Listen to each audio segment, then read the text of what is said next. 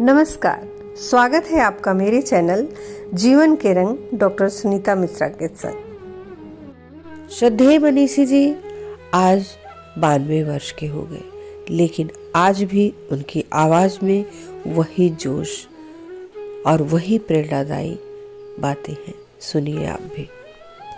चाहे मुख्य अतिथि कहिए, चाहे विशिष्ट अतिथि कहिए, डॉक्टर शिववरम शुक्ल जी इसकी अध्यक्षता कर रहे श्री रमापत शुक्ल जी, समस्त मंचस्थ बंधुओं, देवियों तथा सम्मुख आसीन विद्वज्जनों, छात्रों छात्राओं, ये सृष्टि भगवान की योजना के अंतर्गत चल रही।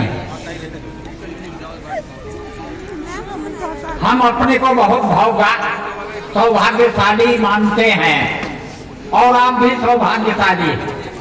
क्यों? क्योंकि हमारा दिन जन्म जो है वो मकर संक्रांति को हुआ,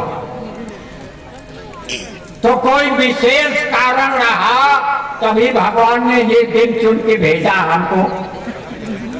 संक्रांति करना है, किसी क्षेत्र में सम्यक क्रांति करना है, इसलिए हमको भेजा। ये ईश्वर की योजना थी। और ब्राह्मण कुल में जन्म दिया, मानव का जन्म दिया, ब्राह्मण कुल में जन्म दिया। यही नहीं, भारतवर्ष का हृदय है उत्तर प्रदेश। उत्तर प्रदेश का हृदय है अयोध्या क्षेत्र, और अयोध्या क्षेत्र का हृदय है अमेठी जनपद। और भगवान ने कृपा करके अमेठी जनपद में हमारा जन्म नहीं, अवतरण किया। अवतरण का विशेष उद्देश्य होता है बंधुओं, आप सबका भी जन्म नहीं हुआ है। जन्म तो जानवरों का होता है, मानव का जन्म नहीं होता। आप भूले रहते हैं कि हमारा जन्म हुआ, आपका जन्म नहीं हुआ। आपका भी अवतार हुआ है और किसी विशेष कारण के ये हुआ। और आज मंगल का दिन है और लोग सुंदर कांड का पाठ करते हैं। सुंदर कांड में पहला दोहा है क्या? राम काज कीने बिनु मोहि कहाँ विश्राम। बंधुओं, इसी को थोड़ा सा परिमार्जित कर दीजिए। राष्ट्र काज कीने बिनु मोहि कहाँ विश्राम।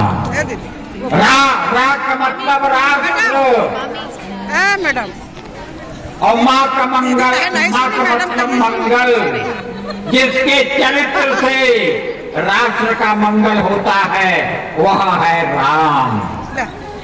तो आप सब राम बने, आप में ही राम बने, आप में ही सीता बने।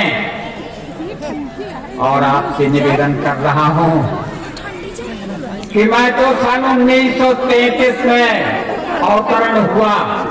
भारतवर्ष में 33 करोड़ देवता रहते थे, तो हमने सोचा कि शायद सन 33 में इसीलिए हमारा अवतरण हुआ है कि कोई देवत्व का कार्य संपन्न करना। और आप सबसे निवेदन है, सब ईश्वर की योजना में होता है। मैम निकल जाए आप। हमें नाश्ता मिला और लोग को मिला। 12-13 वर्ष की अवस्था में विवाह हो गया। विवाह हो गया और उसी के बाद मुझको टीबी हो गई। टीबी उस समय मानी जाती थी जैसे आजकल कैंसर माना जाता है, तब वो टीबी मानी जाती। और डॉक्टर ने कह दिया 3 महीने का आप बेड रेस्ट करेंगे। वेदव्यास क्या करते, 12-13 वर्ष की आयु, पता नहीं कहां से प्रेरणा हुई, एक भगवत गीता की पुस्तक मिल गई और बंधु 3 महीने में हमने पूरी भगवत गीता रख डाला।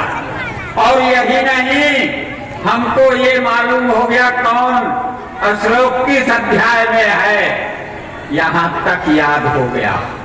और आश्चर्यजनक हम आपको बताएंगे कि उसके बाद वो टीवी भी पता नहीं कहां चली गई, बीच बीच में उभरती रही, बीच बीच में 20-25 साल बाद उभरती रही। हमारे कुछ भी डॉक्टर हैं वो उसकी व्यवस्था करते हैं जब वो उभरती है। तो आप सबसे निवेदन है, अगर भारतवर्ष को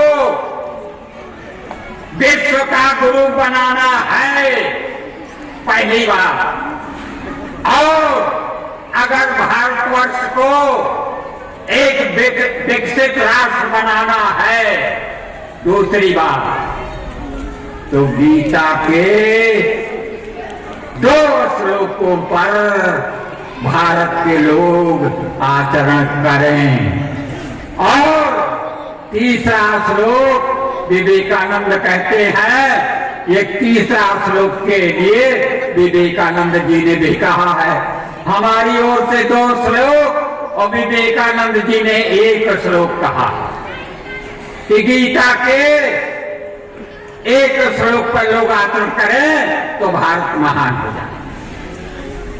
और बंधुओं, हम तो जो कुछ भी हैं, नहीं तो आपको बताएं, लोग तो कहते हैं बहुत, अरे हम तो परिवार तो बहुत सुसंस्कारित था, सुप्रतिष्ठित परिवार था, लेकिन जैसे हमारे बचपन में हमारे पिताजी का देहांत हो गया, वैसे हमारे पिताजी के बचपन में हमारे बाबा का देहांत हो गया, तो प्रतिष्ठित होते हुए भी बराबर संघर्ष में रहे। तो आप सबसे निवेदन है, क्या हमने जो 2 श्लोकों पर अपना ध्यान केंद्रित किया था, वो क्या, गीता के दूसरे अध्याय का 47वां श्लोक आप सबको याद है क्या? ऐ भारत के लोगों, अधिकार नहीं कर्तव्य की बात है क्या? कर्मण्येवाधिकारस्ते मा फलेषु कदाचन।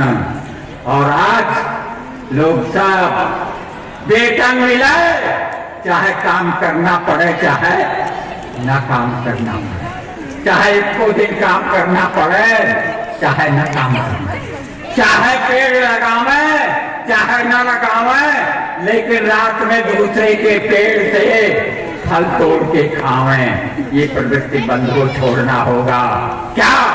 कर्मण्येवाधिकारस्ते, ऐ भारत के लोगों, आपका अधिकार केवल कर्म करने में है, मा फलेषु कदाचन, फल में तेरा अधिकार नहीं। तो आप कहें कि फिर हम कर्म नहीं करेंगे, आगे कह दिया गया, मां कर्म फल हेतुर्भू मां संगोहस्त कर्मणि, कर्म को फल को हेतु बना के कर्म न करो, उद्देश्य को हेतु बना के कर्म करो ना। मां कर्म फल हेतुर्भू मां के संगोहस्त कर्मणि, कर्म का अधिकारी तो फल तेरे हाथ में, न हो तुझे फलाकांक्षा, न हो प्रीति कर्म में। बंधुओं, क्योंकि धीरे धीरे सब पिछड़ते जा रहे हैं, एक और श्लोक जो हमने अपने जीवन में उतारा है वो है क्या? स्वे गीता के 18वें अध्याय मोक्ष योग है, मोक्ष सब चाहते हैं, लेकिन मोक्ष कैसे मिलेगा? 18वां अध्याय का 45वां श्लोक क्या? स्वे कर्मणि अभिरतः संसिद्धिं लभते नरः। और इसको अपने आचरण में उतारा है डॉक्टर शिववरण शुक्ल ने।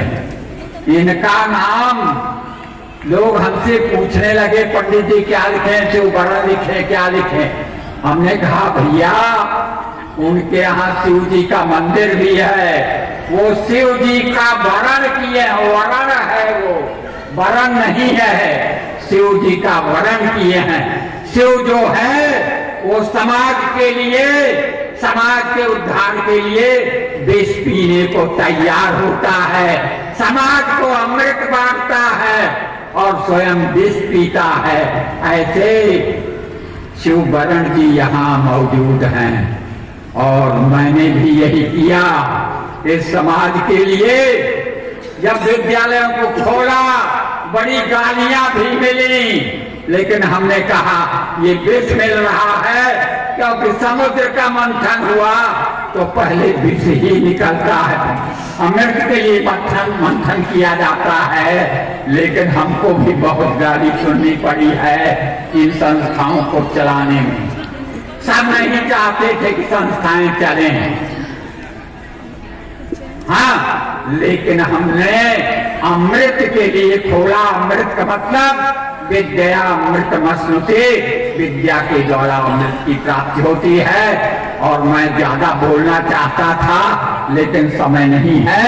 इन दो श्लोकों को अपने आचरण में उतार लें आप लोग, भारत महान बन जाएगा, विकसित राष्ट्र बन जाएगा।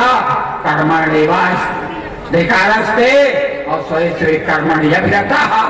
और विवेकानंद जी ने तो कहा है दूसरे अध्याय का 3रा श्लोक, क्या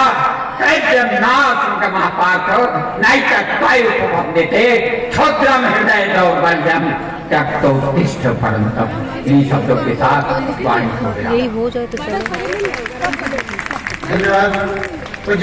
हो गया। हाँ, इनका अगर आप जीवन के रंग पर नए हैं तो प्लीज़ चैनल को सब्सक्राइब करें और साथ ही बेल आइकन प्रेस कर दें, जिससे आने वाली वीडियो की नोटिफिकेशन मिलती रहे। और वीडियो को अंत तक ज़रूर देखा करें और अपने दोस्तों मित्रों रिश्तेदारों को शेयर करें और अपने बहुमूल्य सुझाव कमेंट बॉक्स में अवश्य दें। धन्यवाद। नमस्कार।